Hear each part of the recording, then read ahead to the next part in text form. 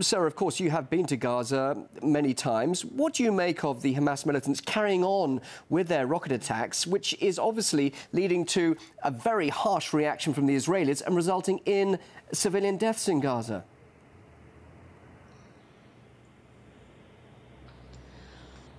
It's really a game changer and very significant that for the first time Hamas or from Gaza attacks have come because Israel is used to and has for 6 decades again and again hit the Palestinians with impunity when they were totally and entirely defenseless and bombed again and again. Even during the time that I was there in Gaza, it's almost a daily occurrence, Israeli attacks. And then there's big offensives, such as we saw 4 years ago. And Israel is used to carrying out these attacks and the threat now of a ground invasion. For the first time, really, the Palestinians were able to fire missiles with a range to Tel Aviv and Jerusalem, or to fire on a U.S.-supplied Israeli plane. Of course, none of this could take place without the support, the meetings, a briefing beforehand with Washington, without U.S. diplomatic, military, economic support. We saw a ground invasion 4 years ago by the Israelis. What did that achieve? That's right.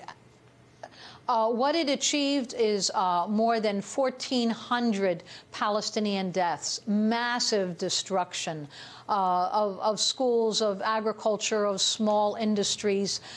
It was really of use of white phosphorus, of all sorts of prohibited weapons were used. So this is a severe threat and an important time for people of the whole world to respond to Israeli terror, which has become so ordinary that it becomes acceptable, and it should never, never be acceptable. What Israel has done to the Palestinian people from the very beginning, from the theft of the land and the resources to what is going on today against a democratically elected government in Gaza, which is the government of Hamas.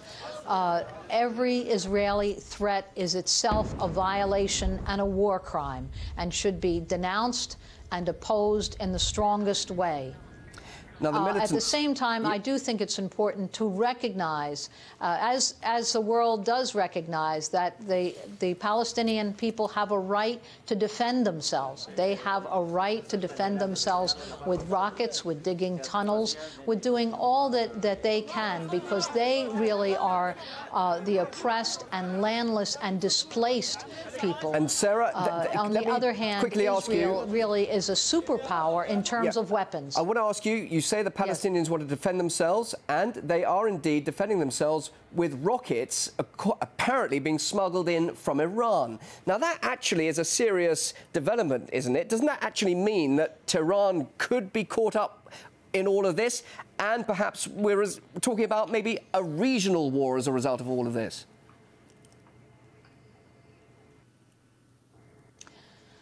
I think that the Israeli offensive, the Israeli attack, really does threaten wider war. But Israel is used to, as a bully, attacking defenseless people. And when, as in Lebanon, or now we see as in Gaza, there's any ability to strike back at all, then it's a whole new day. And that's what we're seeing today.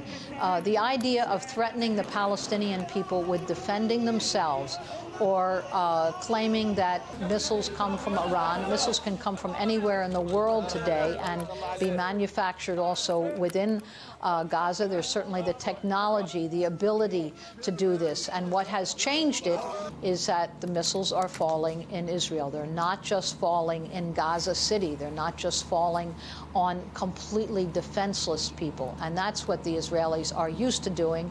And they're used to doing it with full support from the U.S. Live from New York, Sarah Flounders, thank you very much indeed. From the head of the International Action Centre, thank you for your thoughts.